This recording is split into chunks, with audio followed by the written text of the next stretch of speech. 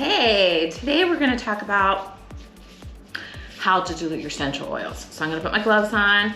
I've got all my supplies here. So let me show you a little bit what I have. I have empty bottle, right? So this is what the new one's gonna, the diluted oil is gonna go into, and I'll do a video in the future about how to label these.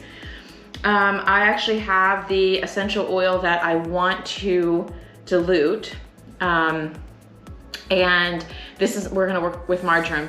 I use Snow Lotus essential oils. There's a couple other companies that I can get when I wanna get a bigger bottle, but I find this company to be really good for therapeutic essential oils. So ones that you're gonna put directly on the skin. I'm not trying to downplay any of the other essential oils, but I just know the guy who runs this company, and he's really particular about the quality of the oil, that it's for therapeutic uses, and that he's really particular about nothing being adulterated or no chemicals in it. And a lot of his are organic. Yeah, this one's organic. So I really promote them. What I will say is that some of the more costly oils will already be diluted. So this is helichrysum, and it's a 10% dilution in jojoba oil. So that one I don't need to, I can just use directly out of the bottle because it's 10%. So I have my fractionated coconut oil, or you can use jojoba oil to dilute your essential oils. And then, yeah, so then I use a syringe actually to get the coconut oil out. A lot of times they come in, here's my jojoba oil. It comes in a really big bottle. And so it's you need to put it in something smaller to be able to work with it. Of course, I have my cap that goes on my essential oil so that I can get drops out of it. And of course, if you're using a small bottle like this, it's gonna come out in drops, so it's really easy to measure. So we know that for the work that we do with using essential oils on acupuncture points, that we're gonna use about a 25% dilution. And so there's sometimes I use a 50, but I recommend that everybody start with a 25%, because then you know that you're not gonna get a reaction on the skin. And if you do get a reaction on the skin, which is super rare at that dilution, then you know on that horse that they're having issues with that particular oil. But I've seen a lot of people just put what we call neat essential oils on the horse, which is full strength, and then it literally burns them.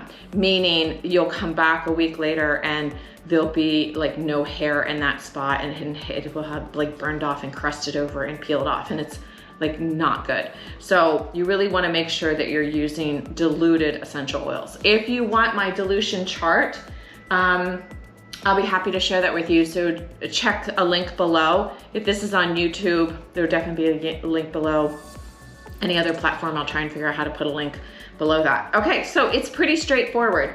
So if we're using 10 mLs of carrier oil, which will be our fractionated, then we're gonna use, for a 25% dilution, we're gonna use 50 drops of marjoram.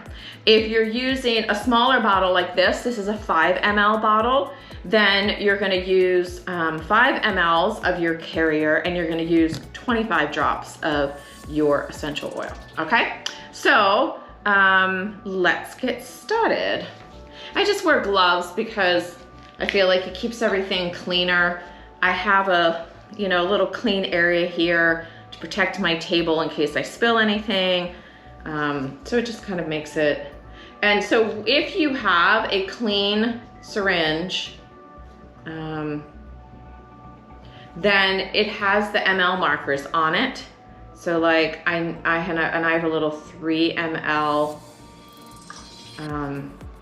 syringe here. So I know that I'm getting the correct amount. You can use a bigger syringe if you want. I just find these little ones like super handy.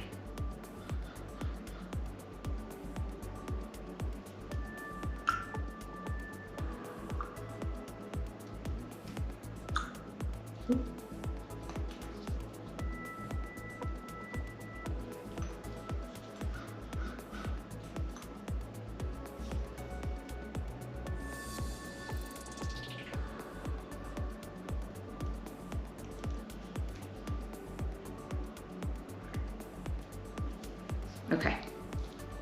So,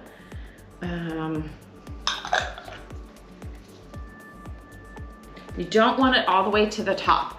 So I had already had about an ml in there, so I put 9 mLs in because I need to have room to add the drops of essential oil and to get the cap back on without it leaking. So then we're just gonna count out our 50 drops. And you just want to,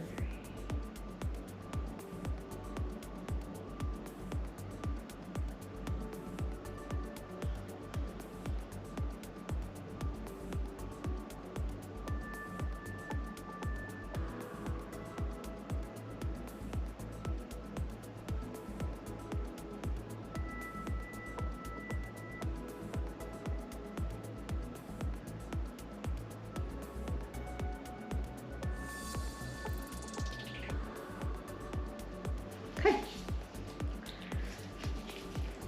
Cap back. The one way to keep your oils, you know, good for a really long time is to keep them capped, to keep the air away from them, and actually to use the smallest bottle that you need, because the more air space in the bottle, the more quickly it will oxidate.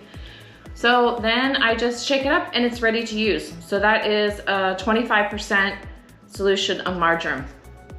And we'll do a different video on how to label them. What's the best way without buying like super expensive labels.